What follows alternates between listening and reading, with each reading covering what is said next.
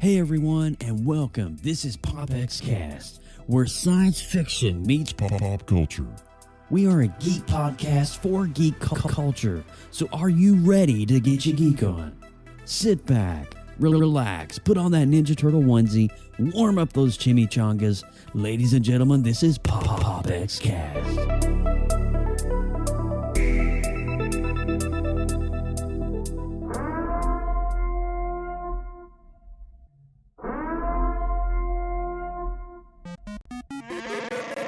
You are listening to PopXcast, where science fiction meets pop culture.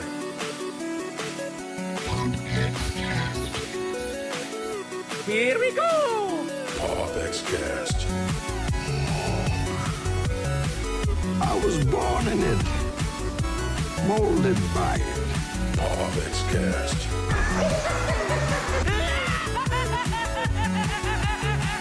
No strings on me.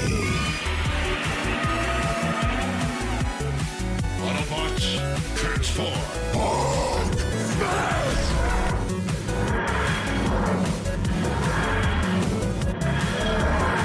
I'm Batman. By the power of Grayskull. PopXcast. We're doomed.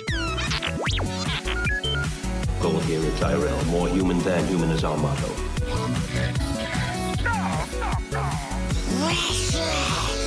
Here's Johnny. Never had a pet pony. Hasta la vista, baby. PopXcast.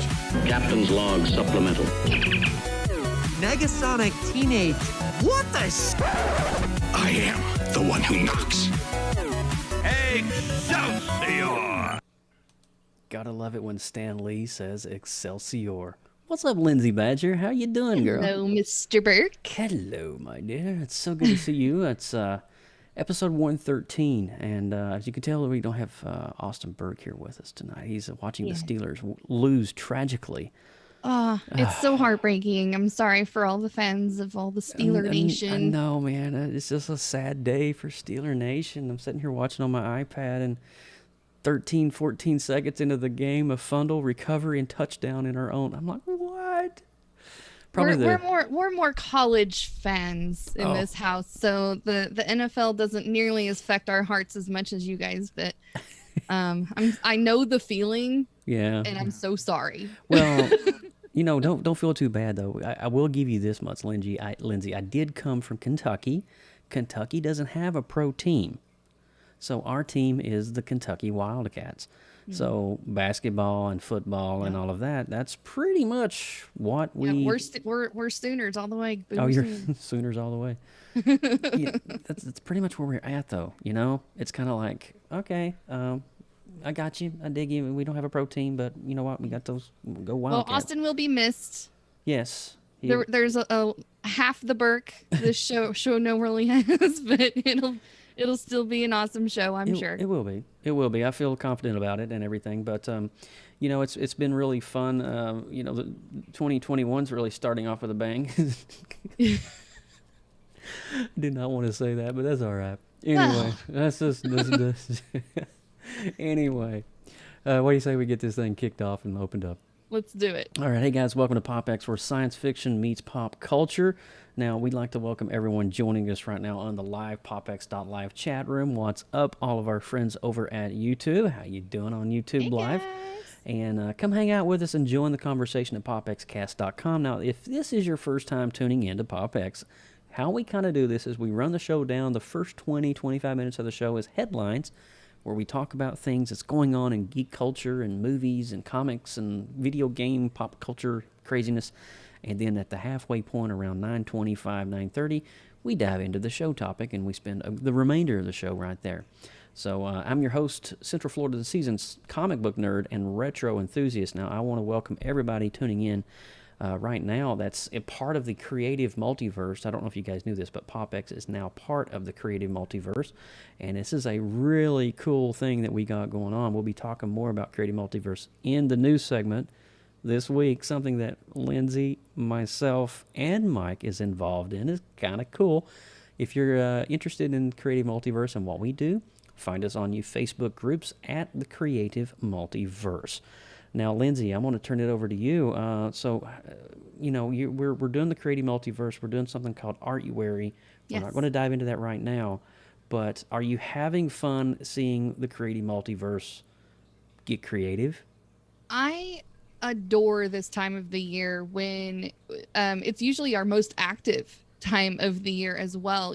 We see little things here and there throughout the year, but this is really the most exciting time for the multiverse, where you get to dive down the rabbit hole of creativity and see all the different angles and thought processes behind just one singular word, and how they come up with all these things. Just blows my mind.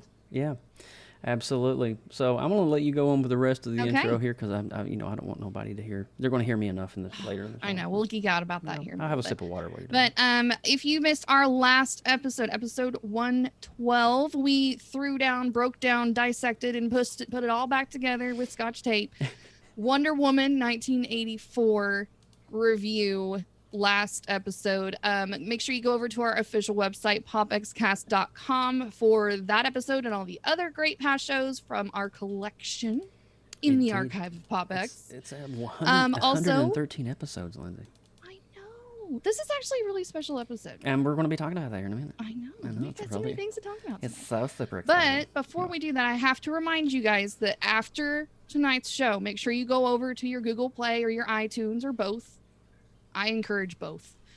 After the show tonight, make sure you go over and click subscribe, and make sure you also give us that glowing 5-star rating, and maybe say something nice, because it really helps us get out there and get discovered by new people. It does. And you can share the awesomeness of our podcast. Yes, please. We love you long time.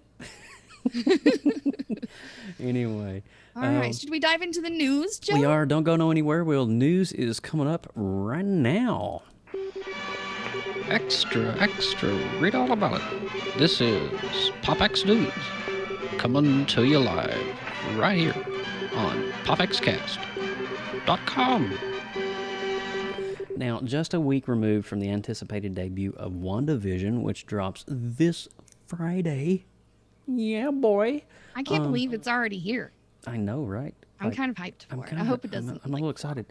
I got so excited. I don't know if you know this, before I go into the news, I got so excited I went ahead and made a show card for WandaVision, not even realizing that it's going to be like every Friday and not just all at one time. Oh, and they're releasing. Oh, okay. I'm like, oh.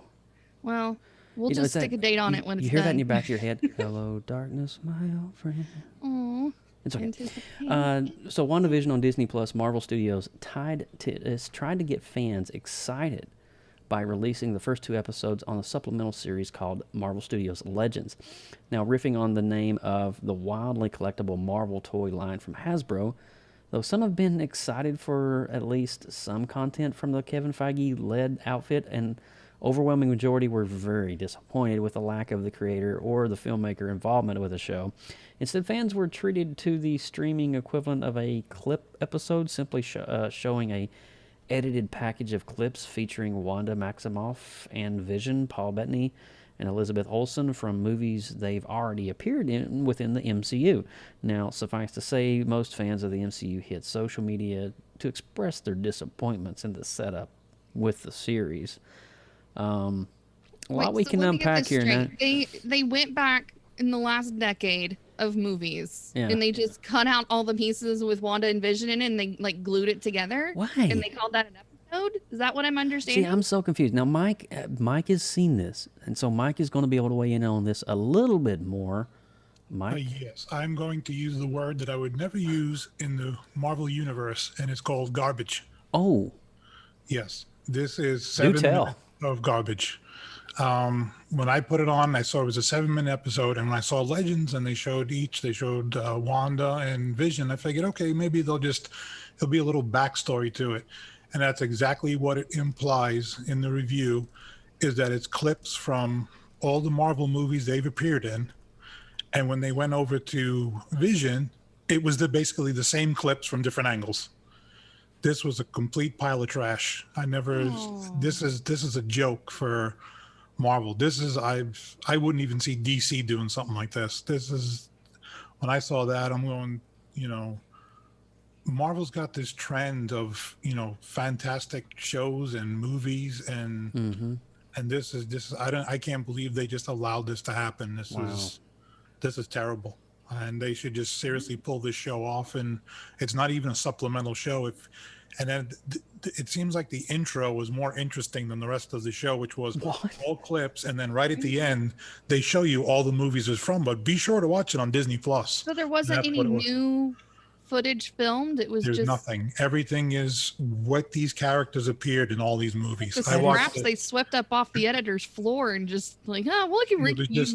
It was just like watching clips of the movie. It was like That a is so 7-minute movie depressing. trailer. That's all it was. That is so sad. That is, Ooh. Yeah, that was just, I couldn't believe it. I was so frustrated. I'm like, I want my 14 minutes of bandwidth back. what in the world, though? I mean, I don't know who approved this, who thought it was a good idea, but this is definitely not hyping anybody up for WandaVision. This is just, it's Well, that's a disaster. you said something there, Mike, that I want to kind of touch on for a second. It's definitely not hyping people up for WandaVision. No, I mean, definitely not. You're sitting there like, okay, you're super excited because this is going to be our first taste of the MCU on Disney Plus, like we saw Mandalorian. Mandalorian really set the bar freaking high. Yes. Let me just say that much. And I mean, it's got me a little worried for WandaVision. Like, I hope I'm wowed and blown away by this time next week after seeing the first episode. But Yeah, I never would have expected they would have done that. I figured it would have been a little bit of backstory, a little bit of comics, a little bit of interview with, John Poffenbarger over there. I will just choose to believe that Marvel Legends doesn't even exist. Yes. yeah, we'll go with that. The smart thing to do is just to kind of like pull the show off and don't tell nobody. I'm sure it won't be honestly, missed. I just want to go watch it now to see the train wreck. Yeah, I really do. I do like to watch a good train wreck I was a happen. glutton for punishment to watch the second episode. I figured, well, Oh, God. maybe I'm missing something. Maybe I don't get it. But it was exactly the same thing. And I'm going, well, I know what Iron Man and Captain America episodes are going to be like. You might as well just run, Civil War and be done with it.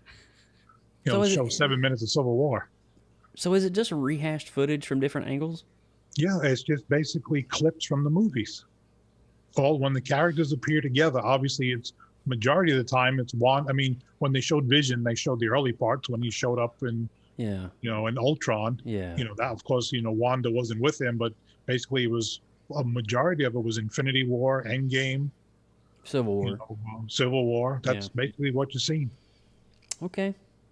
So Maybe they were Okey-dokey. doing it was a bad attempt at, but maybe they were just trying to remind you of the relationship without you having to sift through multiple hours of movies to figure that out again. it didn't seem that way. It just seemed more like I was just clips of last ditch effort to clips of put the some movies, meaning yeah. behind it. Yeah, I mean, I can understand the motive if you wanted to create a 10 or 15 minute, like, mini, I don't know, a documentary film or back story. Like a type. rehash Yeah, a of your rehash. storyline. I could understand that, but have a narrative with it. there was nothing but clips. That's all it was. That's sad. Ugh. Luke, maybe it'll be Like, a cult classic. It reminds me of that time when you go over to see grandma and you have to sit down next to her at the coffee table with the photo albums. You have to sit there for 3 hours and Oh, sit yeah. through all the old pictures of people you don't even know. Yeah. It sounds about that enjoyable. I don't know. I would rather sit with grandma after hearing this. She had some pretty awesome stories, especially when you get a little bit of grandma's nip in the side of her. You know what I'm saying? You get some of that fruit jar going on, boy. I tell you, old granny would just cut loose. But anyway, I just really showed my Kentucky Appalachian roots there, and I do apologize for that. Or do No, I? don't apologize for that. That's awesome. All right, well, that's enough of Let's the move Marvel on to the lessons. next thing, shall we? I All think right, we Lindsay beat that Badger, one to go death. for it. All right. So apparently Knight Rider's kit, the car you may remember back in the day, Oh, yeah. is going up for auction. And you too can be the proud owner of David Hasselhoff's personal ride. The current top bid, Pretty if you got a sexy. few pennies laying around in the back closet there, $450,000. But that will only climb as it moves forward. For years, people have wanted something like Kit in their own cars. Now that chance is here, thanks to live auctioneers. You'll have to act fast as the auction ends January 23rd. And as an added bonus, the final price ends up being 25% of the reserve. Oh. Hasselhoff will deliver your car in person. The Hoff.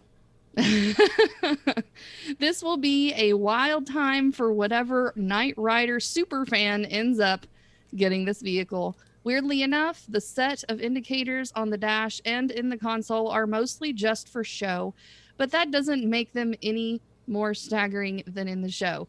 This is definitely a statement piece. I see, who's the comedian that does the puppets with the Batmobile? I see him adding this to his collection, honestly. Oh, you're talking about Jeff Dunham. Yes, Jeff Dunham. Thank you. He's a huge car collector, and he actually owns the one of the original 6 Batmobiles from the 1989 Batman film. Mm-hmm. There were 6 of them made for film, and he owns one of the original movie prop, not a replica, movie studio Batmobiles. But I would definitely see Jeff Dunham going for Kit. Can you see Peanut driving around in Kit? Or what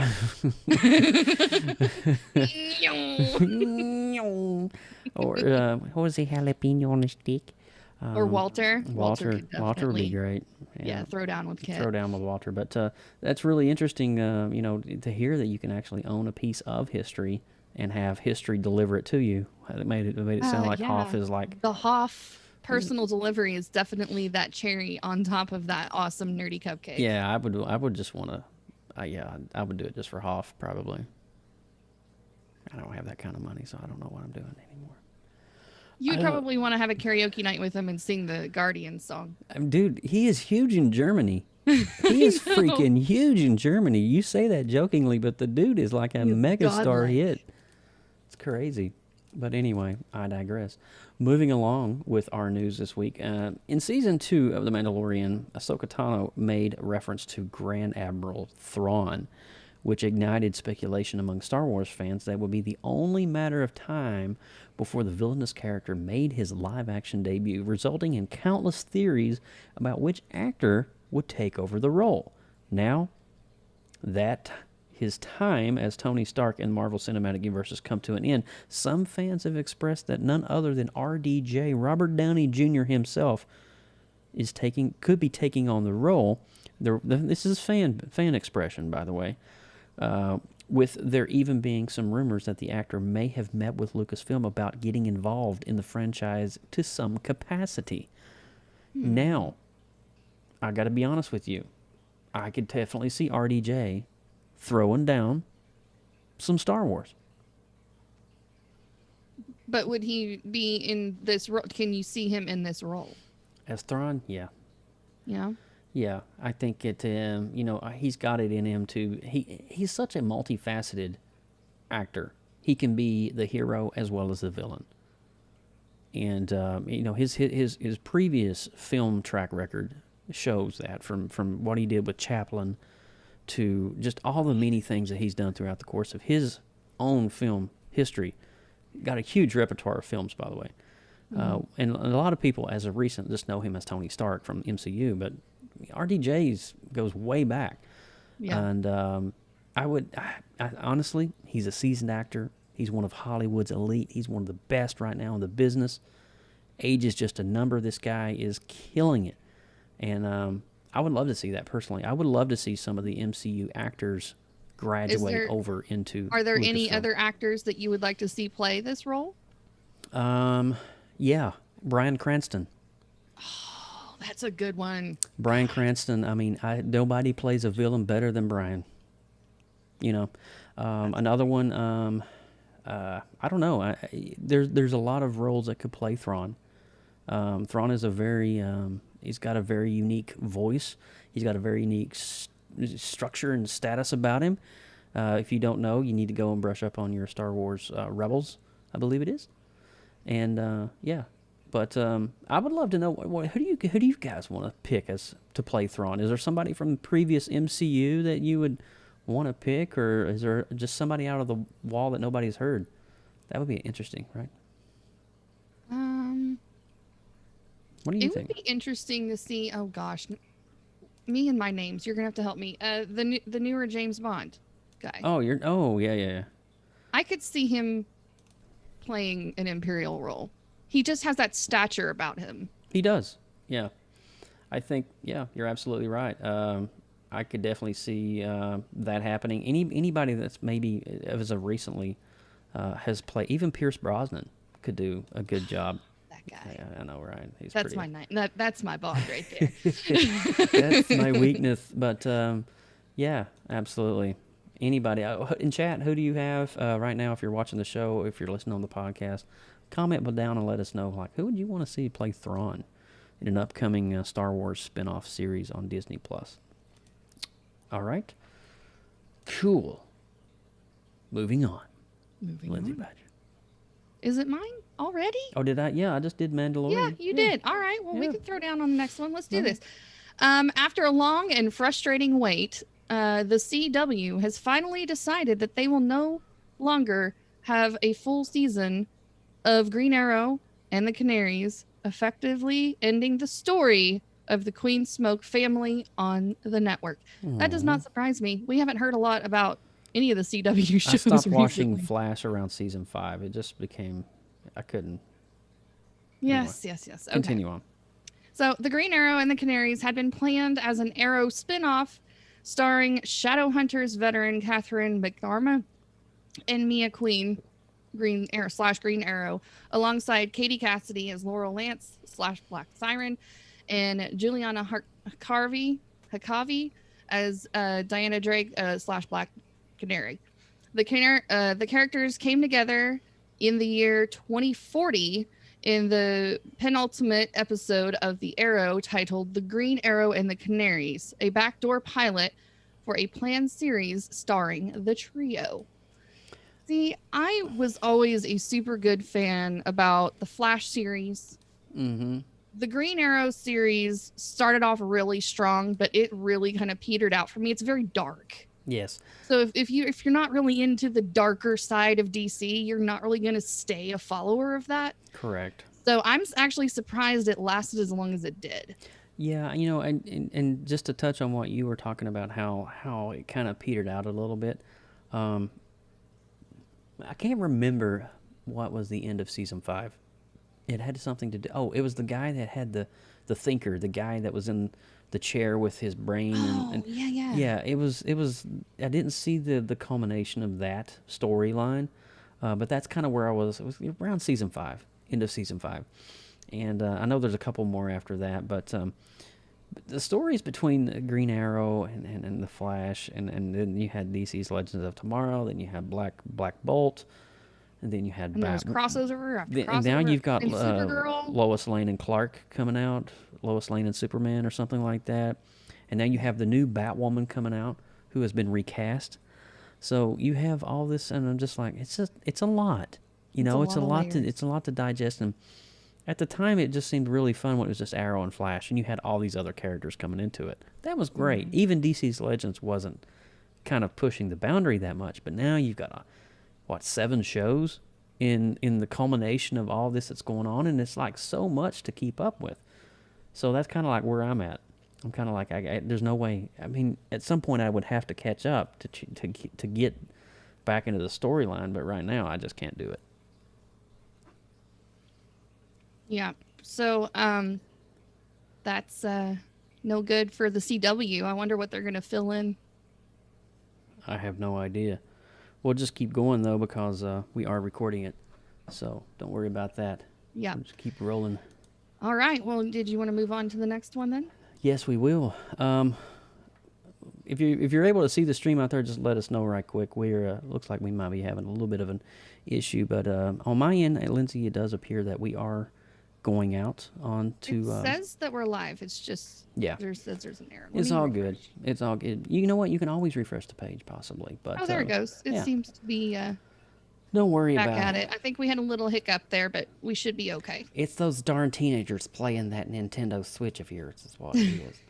All right, last one, and then we're going to be talking a little bit about the Creative Multiverse stuff. If you're looking to add some 3/4 scale arcade cabinets to your live, well, the next wave of arcade 1-up cabinets are now available for pre-order. X-Men versus Street Fighter versus Capcom Clash of Superheroes, X-Men, Children of the Atom, and X-Men Mutant Apocalypse. Now, the X-Men versus Capcom cabinet contains the following Marvel superheroes: War of the Gems, X-Men versus Street Fighter, Marvel vs. Capcom, Clash of Superheroes, Marvel Superheroes versus Street Fighters, and both the X-Men versus Street Fighter and Marvel versus Capcom cabinets are all Wi-Fi enabled, meaning that you can compete and cooperate with each other online through arcade one-up cabinets. Yeah. Holy cow. These cabinets are pretty rad. I don't know. Our friends over at the Tech Buzz, they do a show on their gaming channel called Retro Buzz. He has an entire basement full of these machines. Mr. Stephen Haywood. And yeah, shout out to Mr. Haywood. He and his friends over there are super geeks about the arcade world. And this is also one of their fun toys that they talk about a lot. And it's really cool how the technology has advanced where you can customize these machines to do all sorts of different things. It's pretty impressive. There's every game that you can imagine. I know you're like, oh, we can do that on a Retro Pi. It is not the same, friends. I'm not telling the you, same. when you have the joystick in your hand and you're pressing the buttons, it's just so nostalgic because it's taking you back to, when you were popping the quarters in the slot and you were, you run out of 3 lives and you pop in the quarter. Some of these machines you can actually add the coin slots to I heard still about make that. it feel like. Yeah, and you can get the fake coins that weigh the same as the quarter. Yeah. Yeah. That's so cool. It's the greatest. You'd be like, here, I'm going to show you what Daddy did back in the day.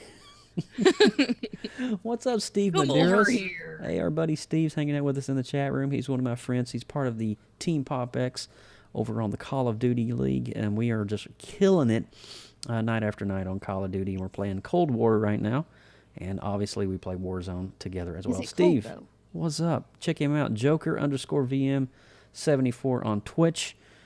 Steve, it's good to have you in here tonight, man. Good to see you. Hello. Alrighty, so I believe we got one final thing, and then we're going to go in and talk to this week's show topic, which is obviously going to be cool, Cobra Kai. But we're talking about Artuary 2021. Now, this is something that Alex, oh my gosh, she's in the bed. It's funny, right? Lindsay, the first woman that always comes to my mind is going to be my wife. I'm so sorry about I would that. hope so. I would hope so, too. That would be really bad. You know what? Somewhere, though, in her sleep, she just smiled. I'm pretty sure I that bet you happened. she did. Yeah, but anyway. I bet you she did. So, Lindsay, Mike, and myself. Mike, this Mike, in the chair down here, we've all three been participating in Artuary. Now, what is Artuary? Artuary is a 31-day art drawing challenge that prompts you every day with a brand new, fresh word. Now, you're going to look up on your screen here, and you're going to see 3 words. Let me go ahead and just maximize that for you so you can see that. But it's really neat because this allows us to be able to, you wake up in the morning, you see the first word, all right, so the first word, what is today? I think today is mold. We're on day 10. Yes. So you gotta, there's a lot of, it's words that have multiple meanings. Every word that's chosen can be taken in both ways. Is it mold that grows on your baseboards or on a slice of bread? Or is it like clay that you mold into a sculpture of some sort? Or is it a mold that you pour in a metal to? Yeah. There's a lot of things. Angles that you can do with that. And I will give you a hint on what mine's going to be. I am actually going to draw my Mold-orama from Weeki Wachee Springs in Florida. So this is going to be what I'm going to be drawing for day 10. So I'm actually going to draw this 3D-ish like in pencil. Nice. And so that's going to be Mold-orama. Does it have the little holes in the bottom of it where the wax? Look, yes. Look at that. Isn't I that can cool? smell that from here. It smells like crayon. It smells exactly like crayon. It's so old school. See, now that's how PopX works. We are so old school. But, so Artuary is really cool. And the thing about it is we're already 10 days into this and getting ready to go into 11 tomorrow. And we have so many people, Lindsay, we have people all over the world participating in this all drawing over the world, challenge. all skill levels. Some people are not even artists. They're just doing it for fun, which I think is the best part. It's not a competition at all. It's just something for you to kind of push your own personal envelope to challenge yourself to see what you can do. It can be, and the fun thing that Joe and I had discussed whenever we made this was we wanted it to not be limited to a specific medium. So you can be a 3D artist, you can just do pencil and paper, you can use your kids' crayons or markers, you can go out in the world and do photography, whatever your heart desires in the land of artistic expression is open game. And we've had people doing photography of their cats in the snow for Shiver. We've had people like, I mean, painting. We've seen oil and acrylics. Remember the one that the lady did with she painted the acrylic mask on her face it was an awesome portrait. But now here's the cool thing.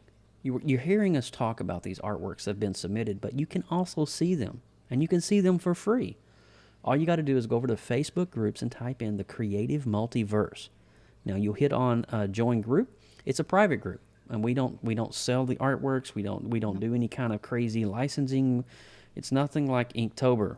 No disrespect to Inktober. We're just artists that love artists, and that's where it stops. Inktober inspired us to start this so that we could have kind of our own rules and our own way of doing things. Correct.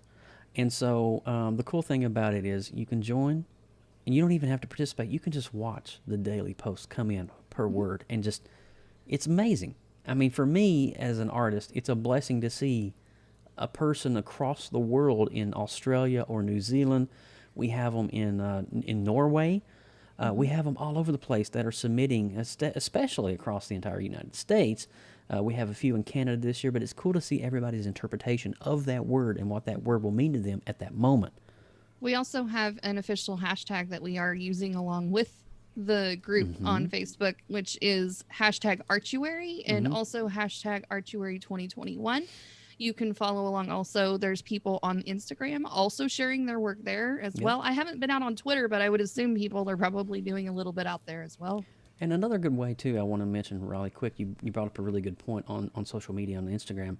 On Instagram, we've been doing, I haven't done it the past couple of days, but these daily recaps, where it'll be like the top 10 of the day, and each image, as you're swiping through, will be tagged to that artist.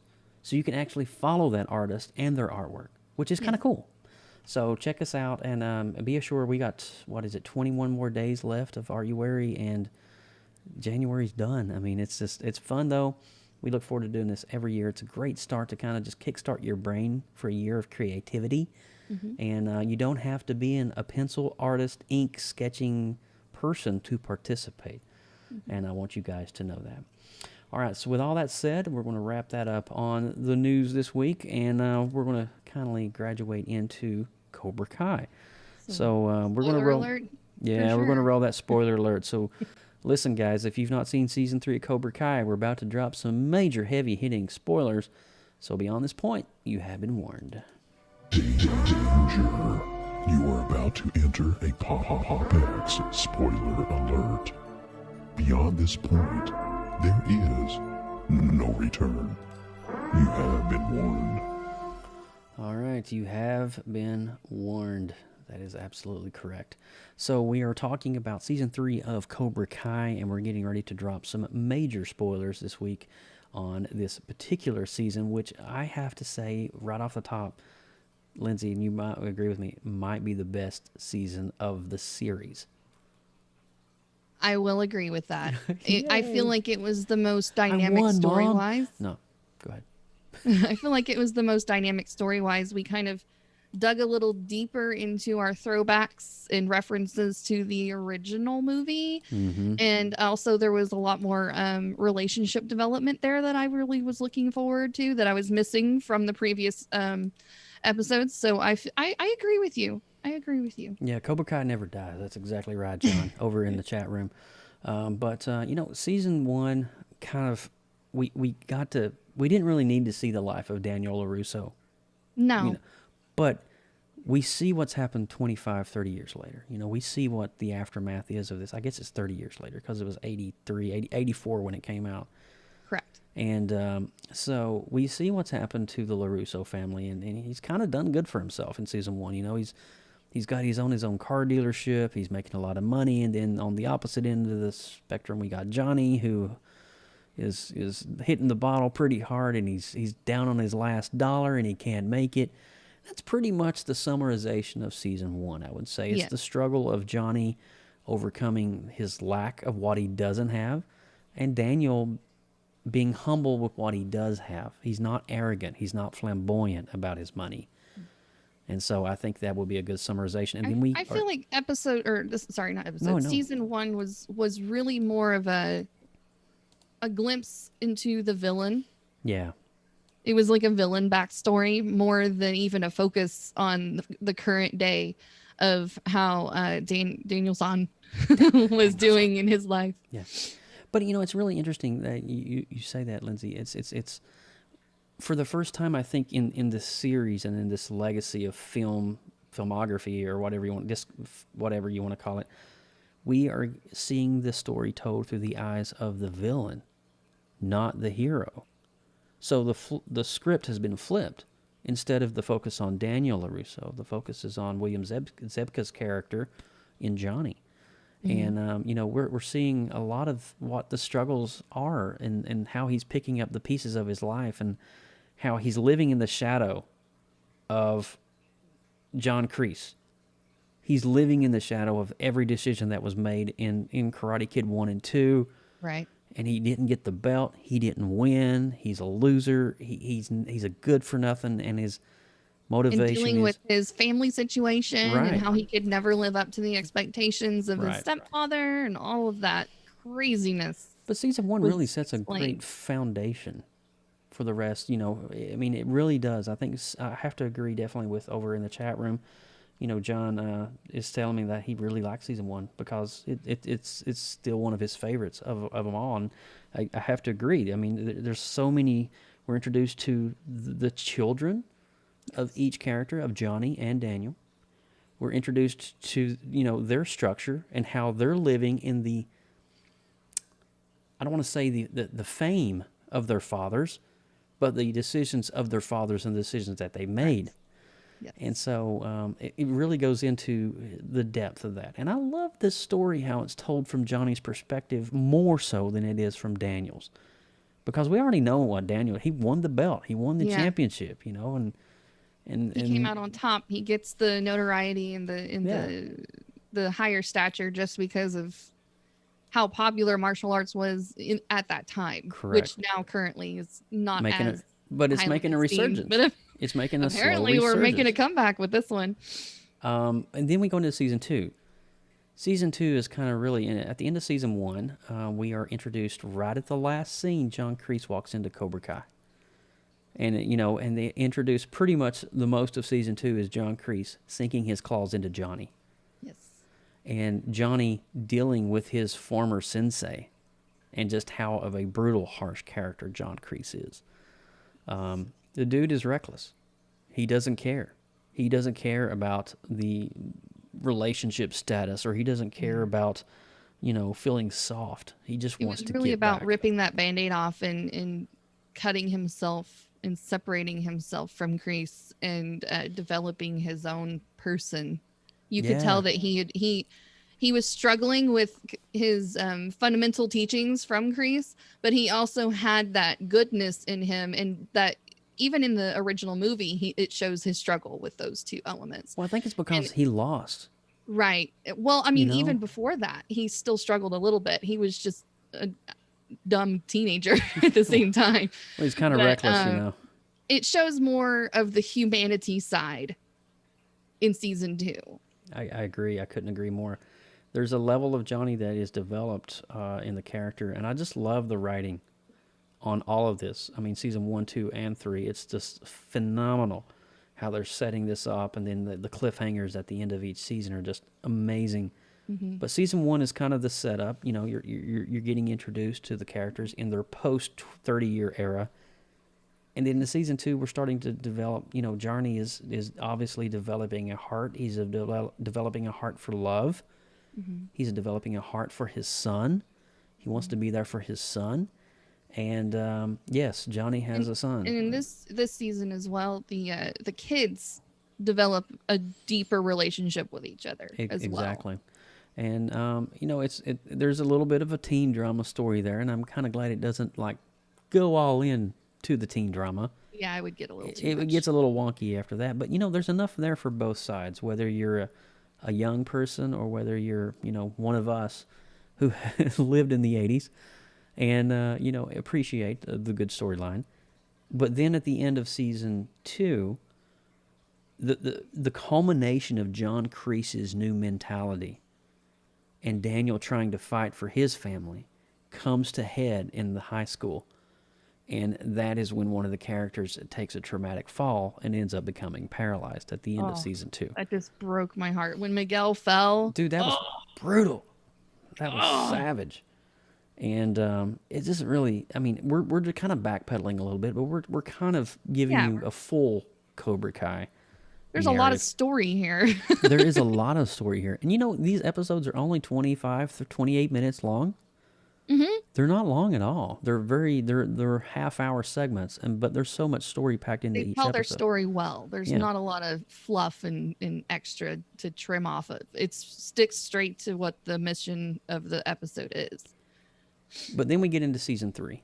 Yes. Miguel is in the hospital, in a coma, paralyzed. In a coma, non-responsive at all. Non-responsive, no brain activity. And, you know, Miguel is kind of one of the... If you don't know, Miguel is Johnny's neighbor's son, and Miguel was getting picked on in school back in season 1, and Johnny felt amongst himself to reform Cobra Kai and start helping Miguel fight back on his enemies and not be bullied. And in that became a interesting dynamic between Johnny's biological son and Miguel.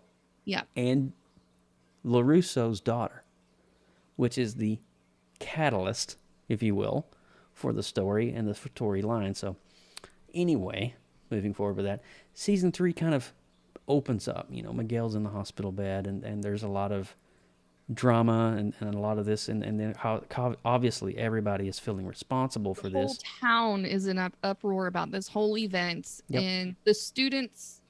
we start with them finally returning back to school after, I assume, a suspension. Yeah, something happened. like that. Yeah. So there's a lot of tension. The security is through the roof at the high school. All of these teens are like metal detectors, huge grudges against each other. It's crazy. It is crazy. And LaRusso's girl, what's her name? I can't remember off the top of my head. God, the name. No. Yeah, no. It kills me. Anyways, she apparently had a lot of trauma from Miss Tori in her interaction with her that she had to deal with, and kind of that was her main struggle through the whole season. That's Samantha LaRusso. Samantha, thank you. Yeah. And she has a lot of, you know, personal, internal struggle through the whole thing, which I appreciate it. And I feel like it was warranted, but I felt like it was a little bit overdone. A little over-dramatized. But you got to remember, though, when you're that age and something that dramatic happens it's all to you dramatic. in front of all your I friends, know that for sure. You know, I mean, it's like that point when you poop your pants in school and you got to walk around all day with crap in your pants. You know, you feel humiliated. I mean, I'm just being real. Is this a personal experience, Joe? Well, it happens every day. Oh, I'm sorry. I'm sorry. Depends. You think it's air. And then, anyway, moving on with the story, it's just, I'll be honest with you, though. We've all had that moment in school, whether it's in elementary or high school or college, where you were embarrassed. Yes. And not only you're embarrassed, you're a little ashamed. And that's kind of what she was going through, because her scars were literally a reminder on her arms of a very traumatic and shameful moment. And she didn't stand up for Miguel, and she didn't do her part, and she blames herself. I feel like it was warranted to have that in the story and to have that issue addressed. I don't feel like that, but I do feel like, especially towards the end of the season, it's like, girlfriend, you can kick some serious ass. Can we please move on? I'm tapping over in the chat room. Look at the chat room right now. Oh my gosh. Lord. Oh, somebody passed Joe the Clorox wipes. I'm telling you, man. Give me a flushable wipe. This boy's all sorts of torn up. You can't do anything with him. Can't take him anywhere. Crap myself. But So let's talk about Robbie for a little bit, because he's a little bit more absent in this season than in the previous 2 seasons. Though he is still present, he has a different role that he plays. His reaction to the drama at the high school was completely different than everybody else's. Yeah, he's a fugitive now. Yes, he's a fugitive, and he's wanted, and he's the one that kicked Miguel off the railing, and of course he's in hiding, and he stole a van from LaRusso, and he's trying to flee the cops and get away, and and it's a really crazy scene. He's living as a homeless person. He doesn't have like a trustworthy No. role to turn to, so he feels like he's kind of on his own. And I kind of Which feel is really kind I of feel like bad. Daniel did a really good job though in making him own up to it, and then having I did like that. you know, it's like it's better now to get this one hurt over than run and have a bigger hurt down the road. Yes. And it makes a ton of sense. And that just is very wise of Daniel's character to say.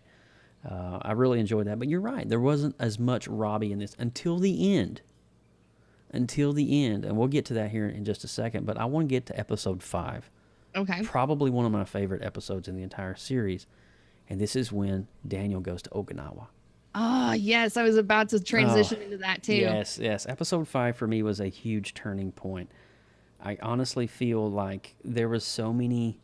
Well, first and foremost, the cameos. Can we stop there? If you have not seen the second Karate Kid You movie, need to see part then 2. you will be completely lost with this episode and all of its references. Yeah. You have to be knowledgeable in not only the original movie, but also at least the second one, at least so far. Who knows if the third or fourth or newest ones will come into play later, but right now, if you don't know the first and second movie of like back in the 80s, then you need to catch up because you're going to miss so much from this episode if you haven't seen those. Carry on. No, and I kind of like Robbie's comment. John's comment over in the chat room about Robbie says Robbie kind of sucks. His character flip flops. I liked him before this season, and I have to agree with you. I think he's intentionally written that way, but look at his backstory. Yeah. He doesn't have a solid foundation to return to, so he's just Well, his dad checked out of him most of his life. His dad was an alcoholic, post Cobra Kai. I feel like that's on par for what his character is written to be, even though I agree with you, I don't like the But flip. season 5, you had hit it on the head with watching Karate Kid Part 2. You have to see Part 2. The characters, there was a love interest when young Daniel goes to Okinawa. There was also the villain. And he was a good one too. Both of them return in episode 5 and his visit to Okinawa. As soon as the guy walked into the restaurant while they were sitting there having their tea, I was like, "Oh man, It's him." What's going to happen?" I kind of thought it was Gilbert Gottfried for a minute, though. I'm not gonna lie to you. I kind of was like, I could see that. I was like, oh wait, that's Gilbert. Oh wait a minute, that's that guy from Part 2. Never mind. It kind of kicked in, it's like, but I think it was such a mature lesson that he gave Daniel in learning the part of the Miyagi dojo tactics that were never taught by Mr. Miyagi. And I think it's pretty special, that he got to know, the part where it numbs your limbs, hitting the pressure points. Yes, the pressure during points combat and stuff. to paralyze your enemy. Exactly. Did you catch the Easter egg at the bar when they first arrived to the restaurant? Well, Daniel is sitting down with his love interest from Karate Kid Part 2. Right. Um. Okay, so let me set it up for you. Okay, set it up for me. He first is at the bar, and then they later go sit down at a table. But while they're standing at the bar, if you look over their shoulder while they're talking, you see a rack of ice. No. In pillars where they are cutting off the rice chunks to put into glasses to serve drinks. I did see that. And I was like, that is brilliant. But when the scene opens up, you think that's what it is. And it zooms out, and they're actually just cutting ice for the drinks. Yes. Anyways, that was a little subtle nice catch. pull. If you guys didn't see that, go back and check it out. But that was definitely a nice pull for sure from Karate Kid Part 2. So that was a great little trip. It was kind of sad the reason why he was there. Yeah. But it turned out to be okay, conveniently. It turned out that his friend Kumiko was friends with the investment automobile dealer. Yes. That Daniel was there in the first place. Trying to get their help. But backing up before that, the whole reason why Daniel went to Okinawa was just to kind of rediscover himself a little bit. And in doing so, Kumiko had these notes and letters that were written from Mr. Miyagi to the love of his life. To her aunt, right? Yeah. Yeah. That would have been Mr. Miyagi's wife. And he read the last letter before he died.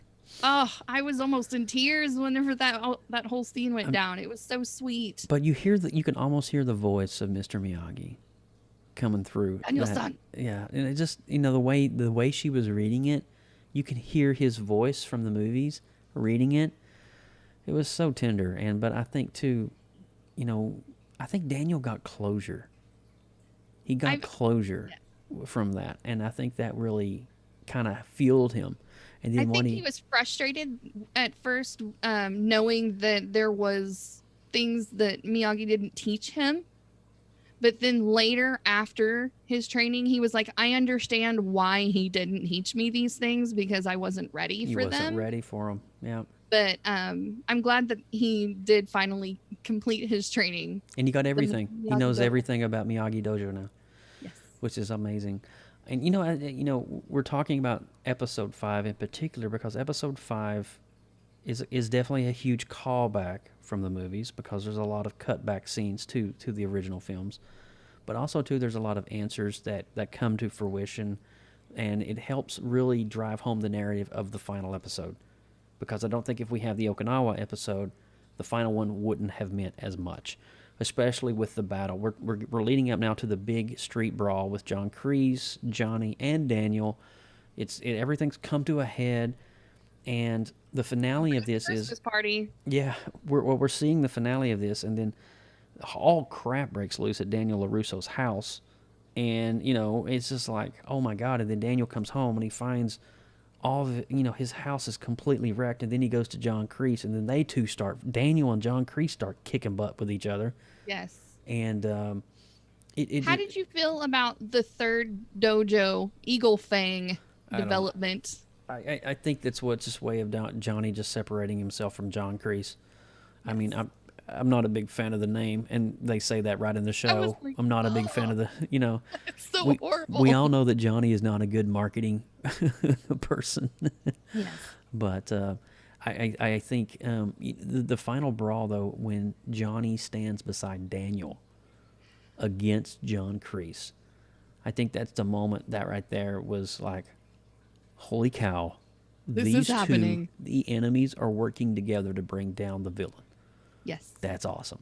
Yes. And, that really set it up for me. I was like, it was awesome. Between the point, I'm just like, oh my God, I need season 4 now. Well, and how did you feel about Eli or Hawk switching sides? Oh, dude. And, I think, too.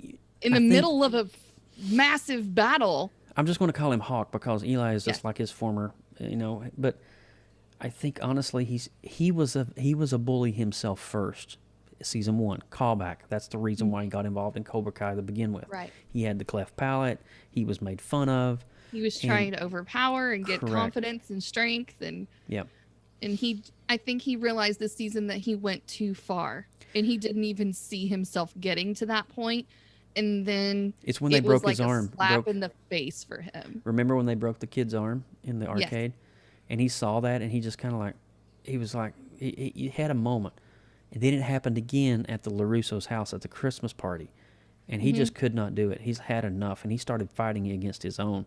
And it was just, I think in that moment, I think Hawk and probably Eli saw a lot of himself in the young kid that was getting the crap beat out of it.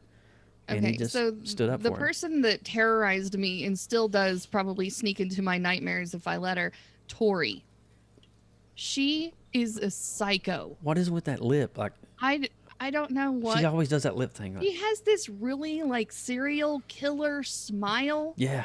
That makes you think that she's going to have a glass of Chianti when she gets home. And then like rip your insides open and just like string them up on a Christmas tree. Some fava beans. Anyways, I don't know what is going to happen to her character or if she's going to develop and turn into a good guy. I honestly don't see that happening. I see her being like Kreese's number 1. She's going to be an antagonist to Samantha. She's going to be Samantha's antagonist. And she's a scary child. She's definitely special. She's not right in the head. She could be in a good horror movie or something like that. But Anyway, so how did you see? Was it predictable, the ending of the season? I don't think it was. I mean, there was a part of me that was questioning, is Johnny going to go back with John Kreese? There was a moment there because it was so uncertain. I mean, part of me did want to see Johnny join with Daniel.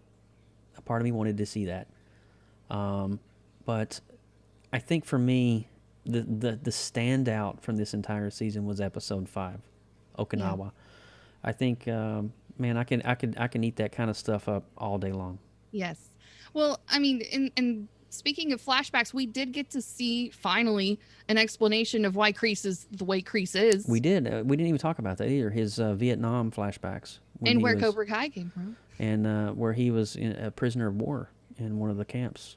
Yep. And he had to fight his own Marine... His captain. And his superior officer. He had to fight him to the death. And it was in a snake pit. It was a small, narrow bridge that these dudes had to fight over. But he kind of voluntarily fought him to the death.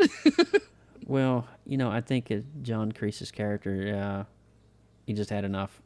And he had enough of his captain, and he just snapped and was like, I'll do it. I'm going to do it. And I think that's the evolution of his character, from waiting tables in a small country diner and being made fun of, essentially, to enlisting in the army, to becoming pretty much of a badass. Yeah. No pun intended. Yeah, like raw strength and power is what he turned himself into. Absolutely. Which is kind of impressive in its own weird way. He just did it in the wrong way. Also, what did you think when you first saw the snake pit? What was... Man, that was. You feel like that was a little over the top? It was a little bit Indiana Jones. Did you think it was a little bit? I did, but I did feel a little Indiana Jones there. But you got to remember, it's an '80s callback. I know. It's from an '80s movie. It's got to have some. I mean, so there's going to be some sharp cheddar cheese thrown in there at some point. I appreciate that, but it was like, how many snakes are there? And did they catch them all by hand? 1 million.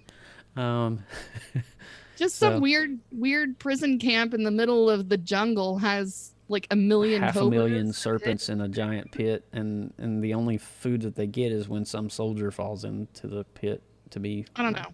It's plausible. And I don't know. But it is, an 80s storyline based off an 80s film, and there is that, so...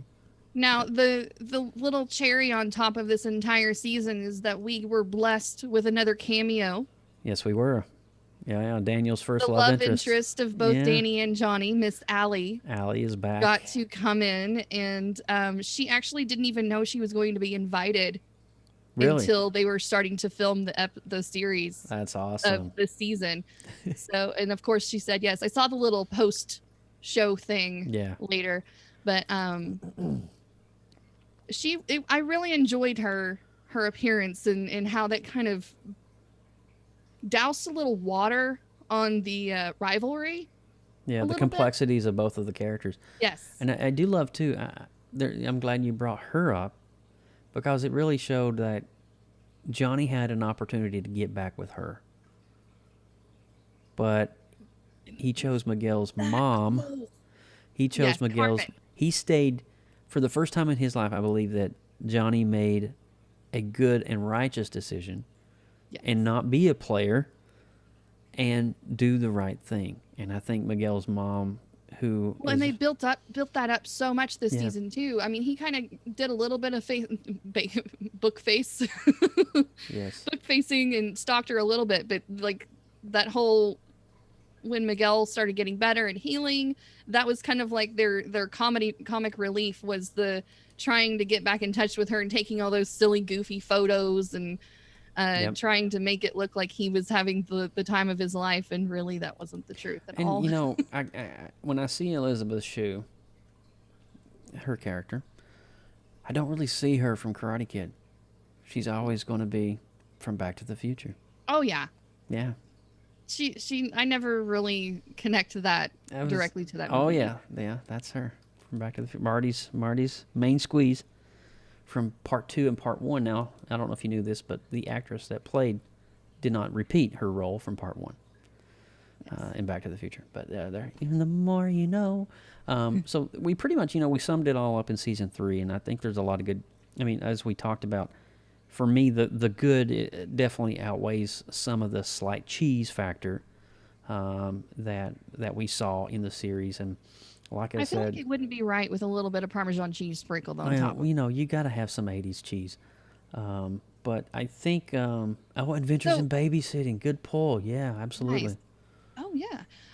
Also, how do you feel about the 80s nostalgia, and was there enough of it? Just enough. Wasn't overkill. It wasn't in my face.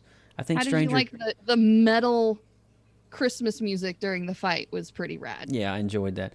I think that, Stranger Things, I think in season 3, I think they went crazily overboard with the 80s nostalgia.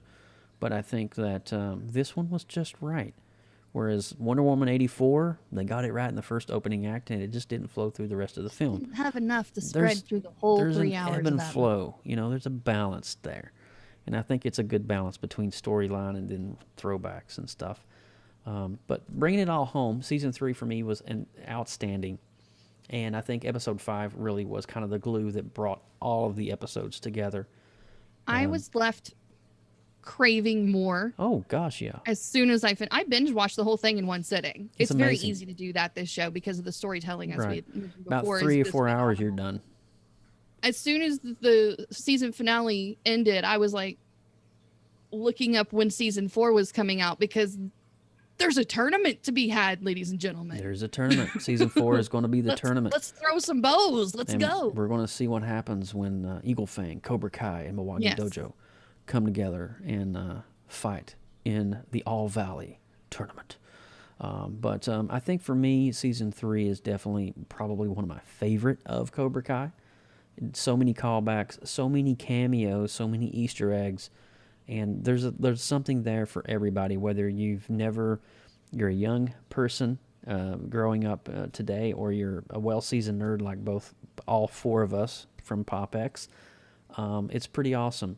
And we're going to go ahead and do our review, and then we're going to share something right at the end of this that's pretty awesome for PopX, and I don't want to forget to mention that. So I am going to personally review Cobra Kai Season 3. I'm going to give Cobra Kai Season 3 a solid 9.0. I really love the music. I love the writing, the producing, the cameos, the character development. I was definitely all on board with Cobra Kai Season 3. Yes. And I actually was not that far from you, Joe. I had an 8.7 in my mind. Look at you. Yeah. Okay. Very nice. So we have a 9.0 and 8.7. That's pretty good. That's pretty good. And you guys are welcome to let us know what you thought if you saw it in the chat. Yes, let us know if you're commenting. If you're commenting in the chat or on our live to YouTube channel, or you're listening to this podcast when you get and after the fact, you're listening on Spotify or Apple Podcasts or wherever you get. Let us know. Yeah, comment and let us know about it. But I do want to mention one more thing, Lindsay, before we go away. It's kind of a special day today. It is very special. Yeah, we haven't said anything about it, but we want to let you guys know. On this date, today, January the 10th, 2016, PopXcast came into existence. Our very first episode featured Jordan Woods Robinson from The Walking Dead. It was an actor, Jordan. He played Eric on the show. And then he's also played in Blue Man Group. He was an actual performer in the Blue Man Group, among many other awesome adventures that he's had. But we got to interview him live. At the time, we were on a streaming platform called Blab, which was blab.im, which is no more. It's gone. No more. But now. Essentially, PopXcast is a product of Blab. And it's pretty awesome. Today, on this date, is the 5-year anniversary of PopXcast. Happy birthday, PopX. I gotta say, Lindsay, you've been with me throughout the entire thing. I have. I've not been on every single episode, but I have always faithfully been nearby, either behind the curtain backstage, pulling all the cogs and ropes in the back end, or standing here geeking out with you guys in one way or another. And it has been an absolute pleasure. It's been and awesome. I look forward to 10 more years. And think of all the talent that we've had on the show, from Retro Blasting. Phenomenal, the guests that we've had. Russ Braun, the artist from Marvel and DC Comics. We've had Matt Roseboom from Orlando Attractions Magazine on the show. we've had a plethora of awesome individuals and talents throughout the years. We've had video game developers, and we've had comic Retro writers. toy collectors. Yeah. We've had them on several times. Retro Blasting. We love them. They're so fun. We've even had we had one whole episode dedicated to nothing but Doctor Who. And we had a special Doctor Who fan all the way from the UK join us for that episode, which was fantastic. And so we've had some really cool stuff in the 5 years that we've been broadcasting. And, we don't do this every week. This is more of what you would consider a hobby podcast, a hobby cast. And but we love what we do, and we love talking about geeky things. We love bringing you some of the headlines that, no matter if they're quirky or geeky or whatever, we're having fun doing it. Mm-hmm. And here's to 5 more years, Lindsay. Yes. I just can't wait. And beyond that, we'll be 60 years old talking about PlayStation 8s. I've turned my hearing aid.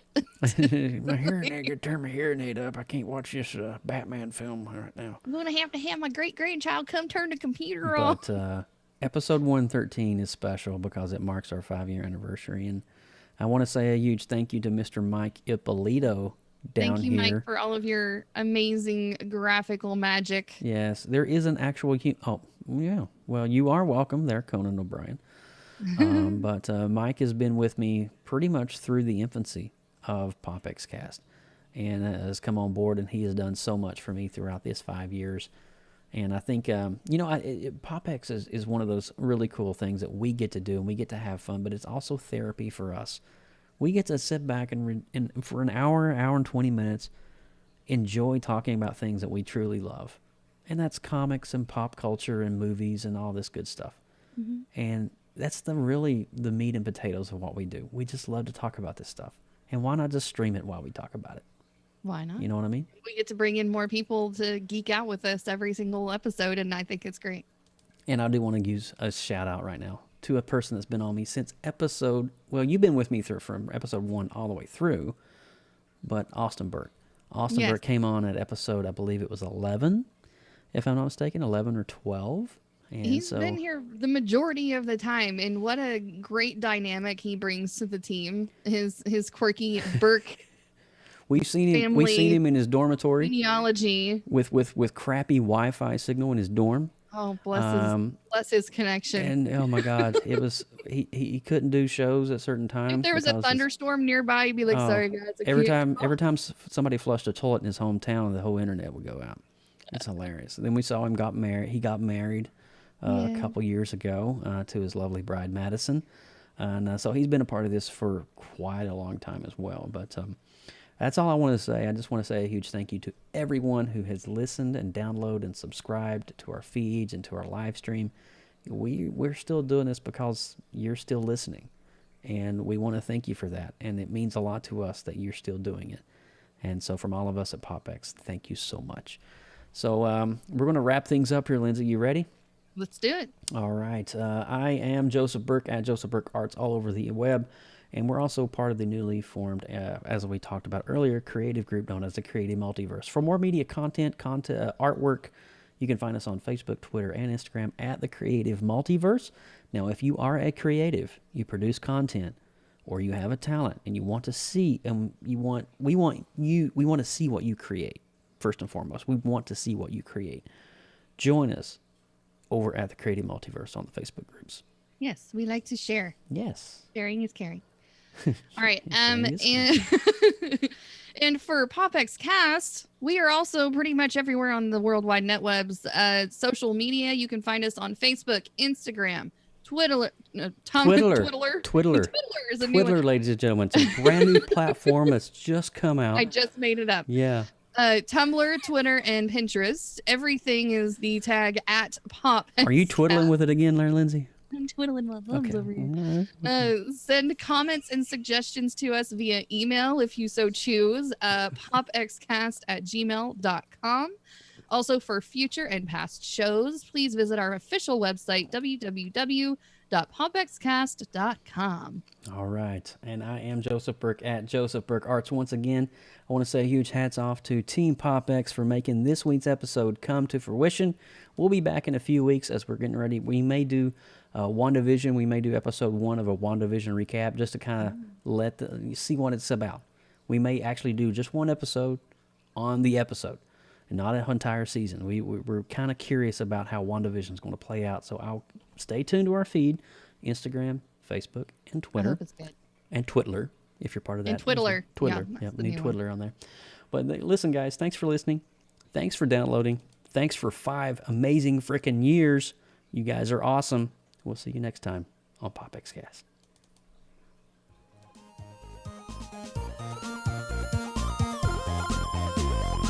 Thanks for listening to PopXcast. As you're enjoying listening or viewing our shows, please consider clicking on the subscribe button to our feed and click the get notifications buttons so you don't miss out on great future content. Like our Facebook page, facebook.com/PopXcast, and on Instagram at PopXcast. And be sure to drop us an email anytime at popxcast@gmail.com. For more great content, check out the Creative Multiverse, where science, art, and imagination come together with artistic talents. The Creative Multiverse can be found on Facebook groups under the same name. We'll see you next time. Get your geek on.